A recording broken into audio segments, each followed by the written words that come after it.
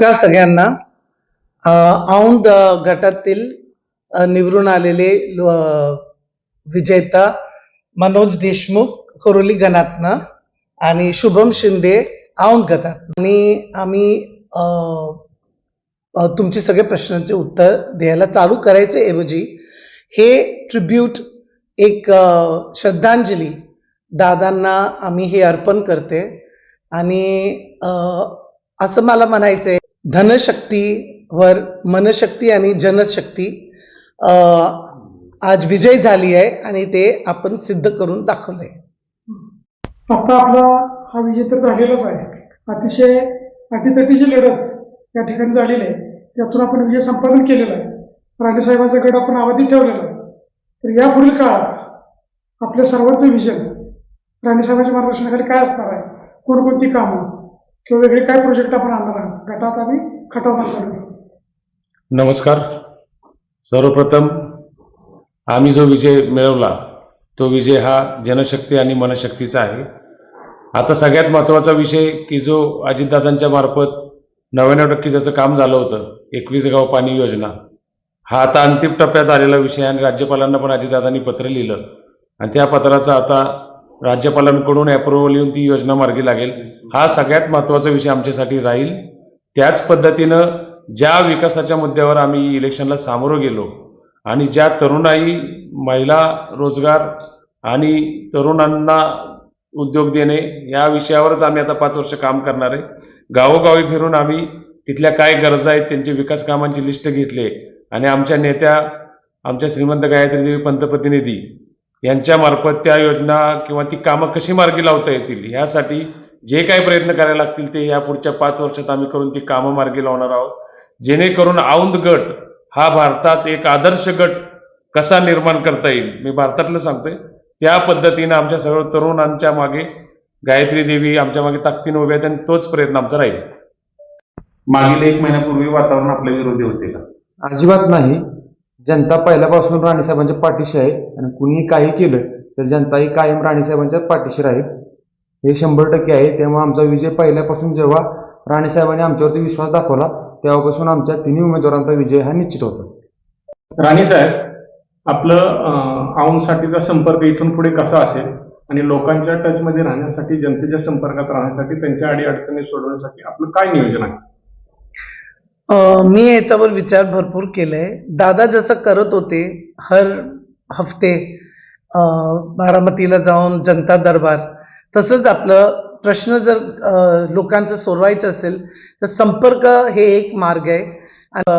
Tuesday आणि Wednesday, मंगळवार आणि बुधवार मी एक बसून एका ठिकाणी जनता दरबार घेणार आहेत आणि त्याच्यामुळे आपल्याला भरपूर कामं करायचं संधी भेटणार. साहेब, माझा पुढचा प्रश्न आपल्याला असा आहे की आपण 27 वर्ष झाले राष्ट्रवादीच्या, म्हणजे सुरुवातीपासून फाउंडर मेंबर आहात आणि आता दादांच्या जाण्यानंतर अशा राजकीय वर्तुळात चर्चा उठत आहेत की राष्ट्रवादी सोडून आपण वेगळ्या पक्षाचा विचार करणार आहात. तर आपली राजकीय भूमिका इथून पुढची कशी असणार आहे? 99 पासून माझे जेव्हा पतीचं निधन झाले बाळराजेंचं, तेव्हा माझं पोटात एक मुलगी होती आणि हातात एक मुलगी होती. ते कठीण परिस्थितीत मी राष्ट्रवादीचा हात सोडला नव्हता. दादांच्या बरोबर मी काम केले, मोठे साहेबांच्या बरोबर मी काम केले. राष्ट्रवादीचा पहिला महिला अध्यक्ष हे चिन्हावर मी निवडून आलेली आहे. मी हे पक्ष आत्ता सध्या तर माझा काही विचार नाही, पण मी ह्याच्याच पक्षामध्ये काम करणार आहे शेवटपर्यंत. तेवढं ते खात्रीनं तुम्ही हे करू शकता.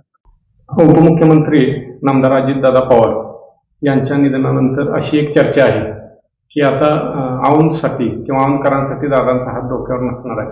तर राष्ट्रवादी राणेसाहेबांच्या बरोबर आहे का?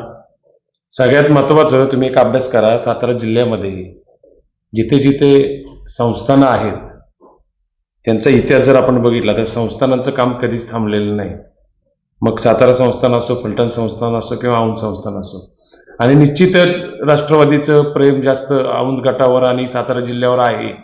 आणि मला एवढं खात्रीशीर मी सांगू शकतो की राष्ट्रवादी ही कायमच औंध बरोबर राहिली आहे, राहील आणि इथून पुढे 100% राहील. कारण की गेल्या 15 दिवसात आम्ही जो अनुभव घेतला राष्ट्रवादी पक्षाचा उमेदवार म्हणून, तर राष्ट्रवादी पूर्णपणे ताकदीने आमच्याबरोबर उभी आहे आणि निश्चितच राणे साहेबांसारख्या एकदम डायनामिक व्यक्तिमत्वामागे पक्ष ताकदीने उभा राहील हे 100% वाटतं.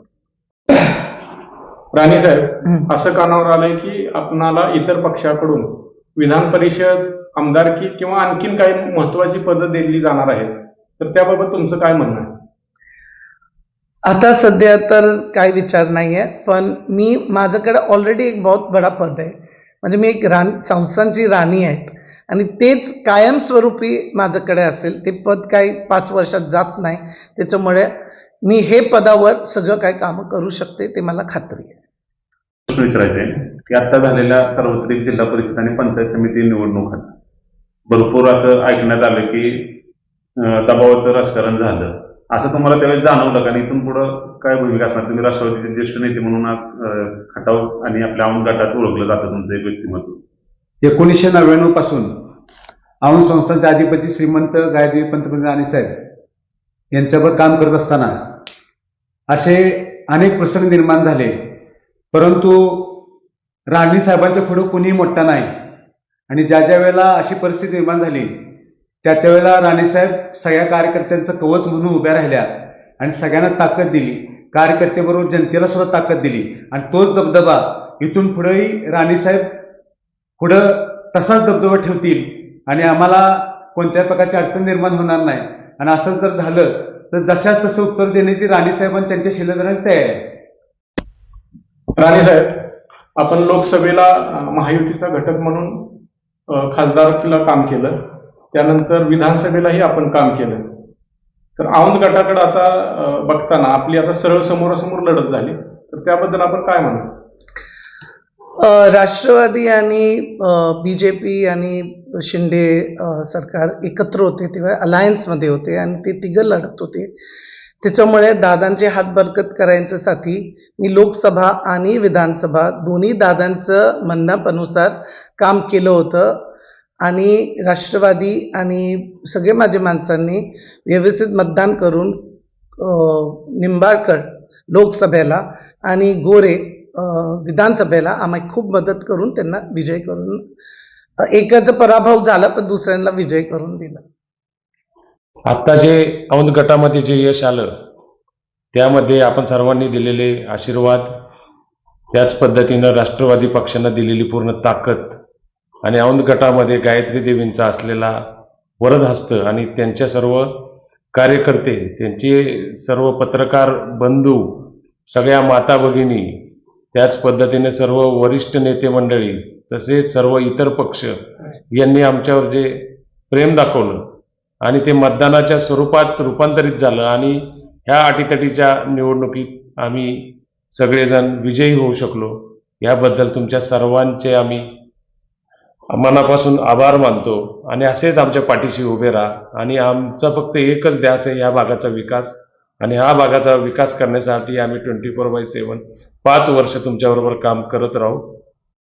जसं आम्ही कायम म्हणतो, काम करत आलोय, काम करत राहू, या उक्तीप्रमाणेच आमचं काम तुम्हाला दिसेल. आणि औंधची राणी देणार 21 गावाला पाणी, हे आमचं ध्येय असेल.